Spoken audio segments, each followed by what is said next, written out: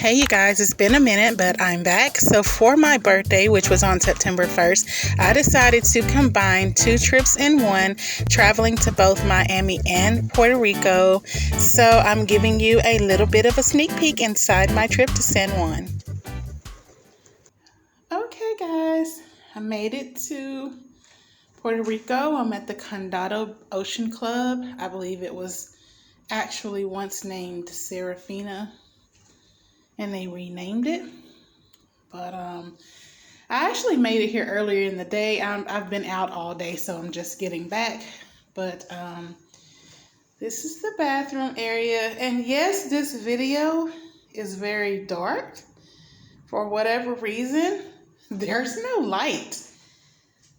So I'm using the flash of my camera to show you guys. I guess I'm going to have to call down to the front and figure out what's going on with the light in here. But anyway, off to the left, closet space. Nice. And a safe.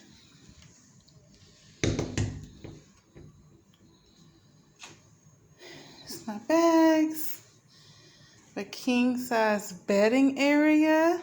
That looks very nice. Love it.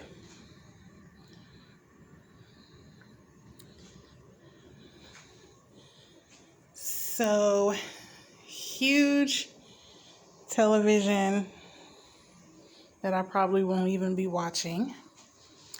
This area is a fridge.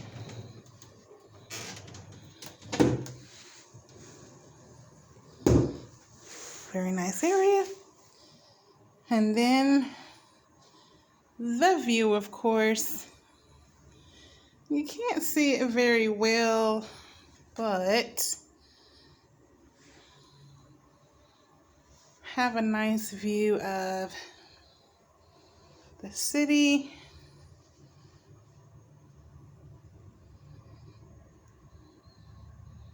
There's the water, city view over there. Maybe when it gets daylight tomorrow, I'll do another short video. But for now,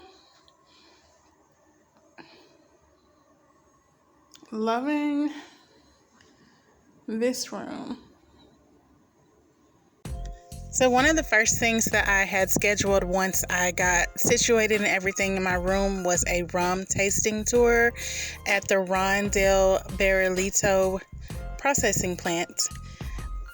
The tour guide takes you around the grounds. He shows you all of the buildings and gives you the history and backstory and significance of each one of the buildings that are on the grounds. Then he took me inside of the bottling, labeling, manufacturing area to show me the process of how they make the rum, how they add the flavors, the labeling, the bottling. It was all extremely interesting, I do have to say so myself. I didn't think I needed to know anything about rum other than how good it tastes inside my pina coladas.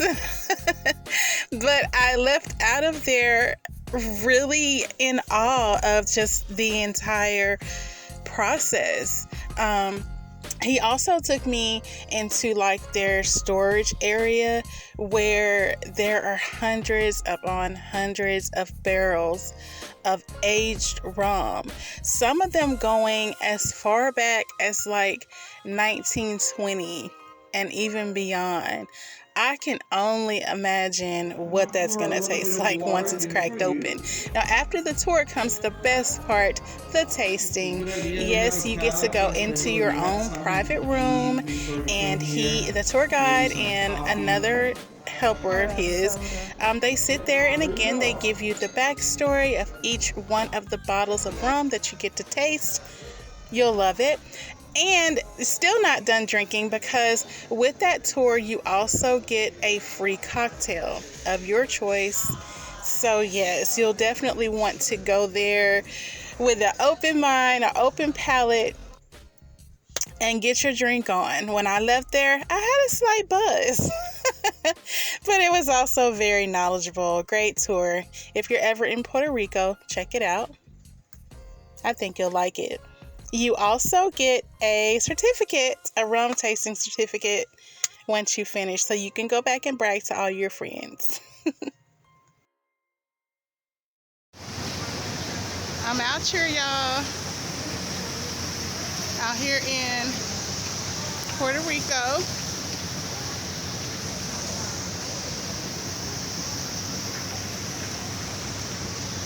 My hair is looking a mess. It's hot, it's humid.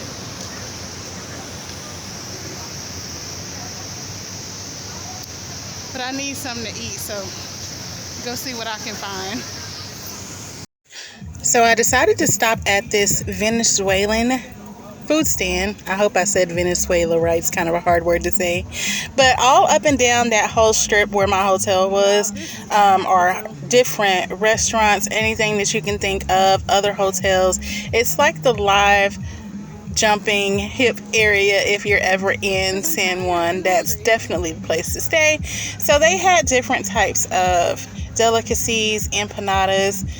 I did not want to try the octopus, so I stuck with something that I think I knew, which was beef.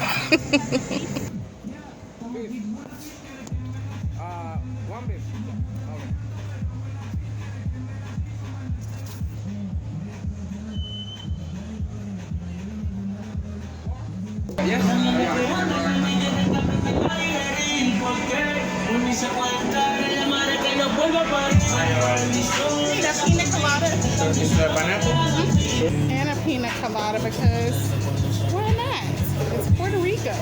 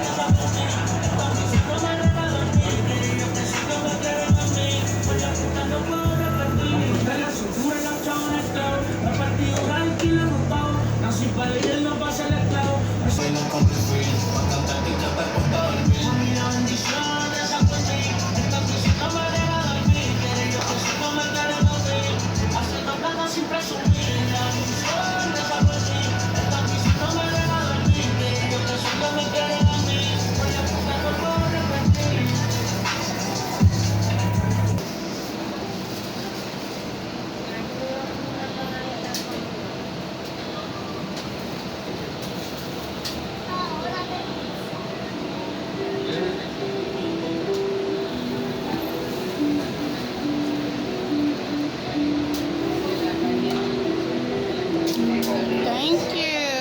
Love it. Y'all, this drink was so delicious. If heaven was a drink, this pina colada is definitely it. So the next morning, I decided to get me some breakfast before another day of touring. I got to sit outside by the beach and watch and listen to the sound of the waves. It was so relaxing and beautiful. After breakfast, I had scheduled a floating picnic brunch tour through Aqua Fitness Experiences. Y'all, definitely something that's fun and romantic. Now, I was solo, but I would imagine that if you were with a significant other, a boo, a bae, or even just some friends, it could be very live, jumping, lit. But like I said, I'm a solo traveler, and I just enjoyed seeing the sights as I floated through the lagoon. Now, I was a little scared because they left me by myself in the water, but it was a nice experience. For lunch, I decided to stop at Barachina, which is a place that I saw on TikTok that people said you absolutely have to go if you're ever in San Juan. It's also the birthplace of the pina colada. Yes, the originator. So, of course, I had a pina colada to go along with a mofongo, which is another food in Puerto Rico that you absolutely are supposed to eat when you get there.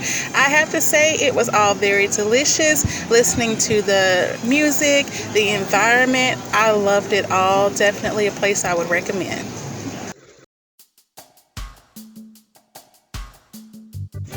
So after touring, I just went back to the hotel, and of course I wanted to go and check out the infinity pool. It was beautiful.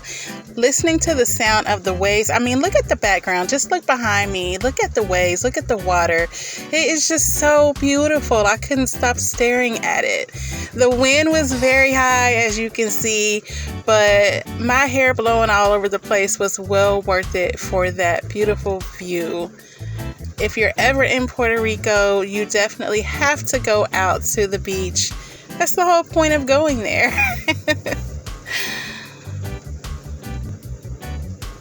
The whole island is just so beautiful, you guys. The water felt amazing. So, of course, I had to go out and play in it a little bit. Wouldn't be me if I didn't.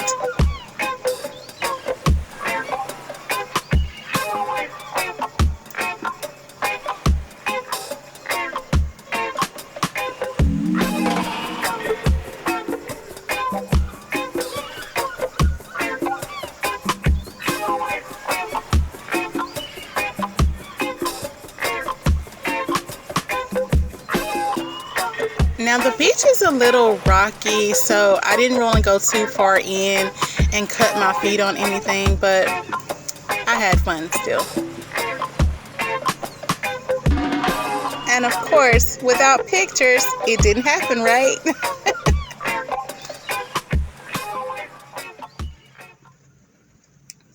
So last on my list for the day was to visit San Juan's National Historic Site, El Morro. This is a map that kind of gives you a little bit of history as to what you're going to be looking at. The whole area was just extremely beautiful. Now, it was a bit of a long walk to get to each one of the stopping points, but well worth it. The memories, the photos will last forever. I'm so glad that I went. Next up, I went to Umbrella Street. Now, this street is usually lined with hundreds of umbrellas. However, the flags were switched so that they could honor the women's 100-meter hurdles gold medal Olympics winner. So that's interesting.